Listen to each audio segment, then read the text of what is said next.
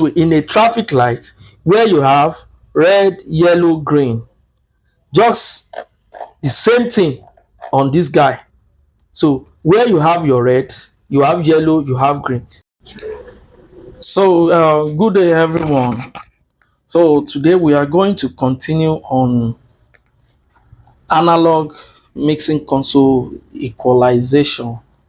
How does it work and how are you going to use it? So whenever you are turning up the EQ, you have to know exactly what you are turning up on this equalizer. So but this is not standard mixing console because we just have 8 channel, and in a standard mixing console where you have microphone input, you have line in, where you have insert, you will have direct out.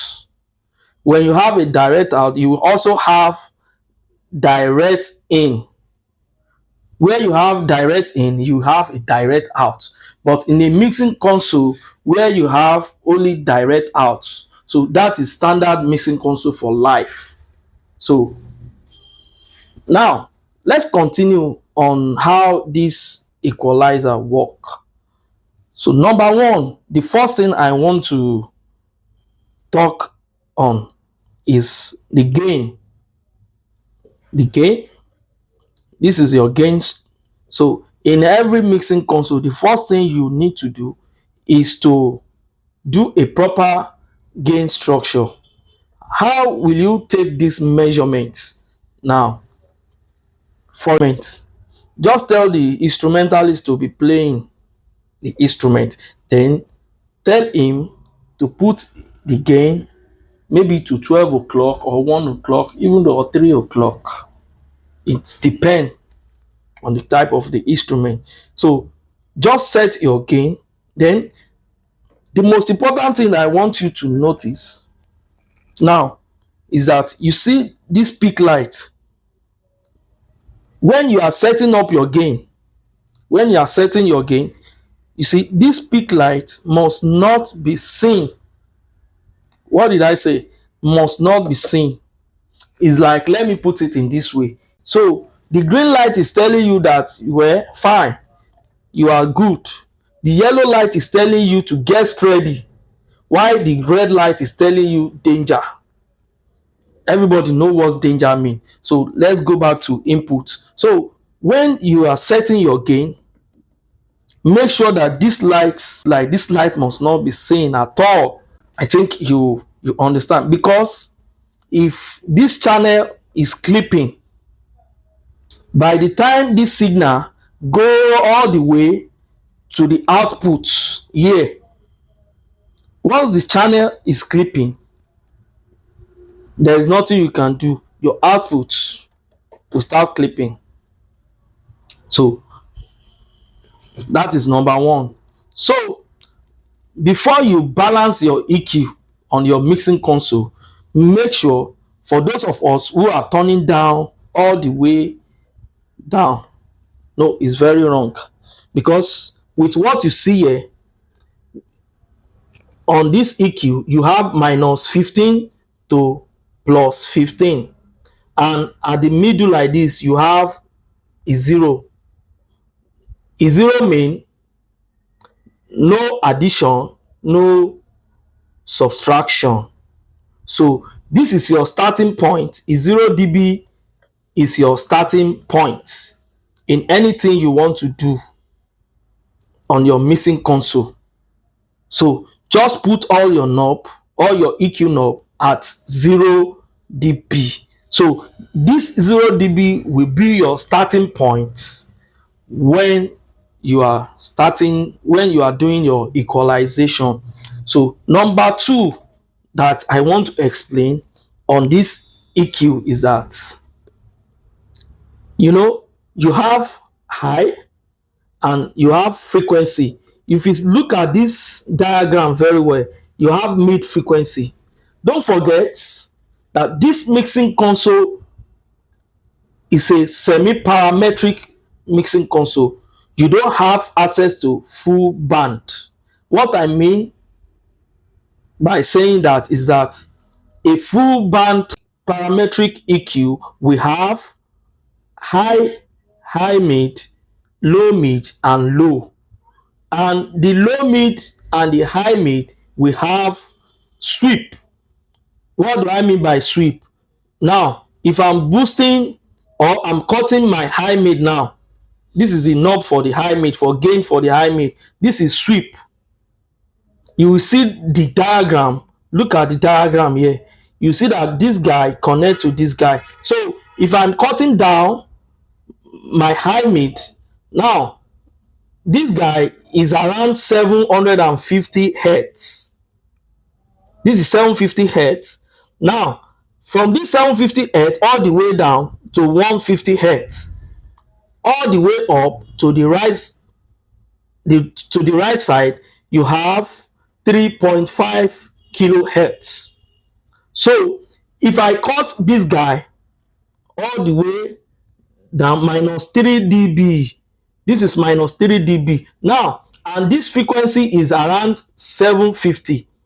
Now what this guy will do, okay, that 750, the frequency region that I have, I don't want this guy to be have effect on 750 hertz. I can move this guy all the way to 1k, or all the way to 3.5 hertz, or all the way to 150 hertz. 150 hertz is around low mid. That is where low mid region is, if I'm correct.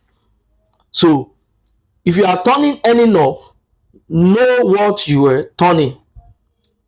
So this is your high mid, and this is sweep, where you move from one region to another region in frequency spectrum. So this is your low. But the difference there on the standard mixing console and this one is that there you have 6 knobs. You have 6 knobs where you have your high, you have mid frequency, where you have your low mid frequency before the low. But on this one, you just have 3 band EQ with 1 frequency sweep. So for example, now if I'm balancing a talking drum, let's say I'm doing a talking drum, I want to balance a talking drum now. So if I boost my high frequency all the way to, let's say, all the way to 9 dB. Let's say I boost my high frequency to 9 decibel. Then my high mid on my talking drum, I drop it all the way to minus 5 dB. Now this frequency on the high mid is around 750. So this guy might not give me what I want here. So I can move it all the way to 500 to, this is 750, you have 700, then you have 600. So I can move it all the way down to 600 hertz. Now, then my low, I can boost it to this way. I can boost it all the way up here to plus 9 decibel, 9 dB. So then I will make sure that I tell the talking drummer to be playing, to start playing the talking drum. Then don't forget, all these talking drummer, they used to hide their volume. So just tell the talking drummer to hit the talking drum very well. Now, don't go and use this EQ setting. What is working for me might not work for you. I think you understand. Don't think because this is working for Mr. Instructor, this should work for me. It now depends on the microphone that I'm using. If the frequency response of my microphone allow this setting, fine. But if it doesn't allow, it doesn't allow. I think you understand. So I think my little explanation, I think you understand the little explanation that I just make now. Last, don't ever put on the 48, because by the time you activate this 48, you are actually telling this console to send phantom power to all your microphone inputs, which it is very, very wrong. It's not that your microphone will not work, your microphone will work, but putting on this 48 at all the time, because it's a group phantom. So that is why if you are using a DI bus, try to get an active DI bus that has battery, inbuilt battery, that you can put a 9-volt battery instead of activating a phantom power on the channel. It's not that the microphone, your corded microphone will work, but as time goes on, the quality of that mic will start dropping little by little. I think you understand me.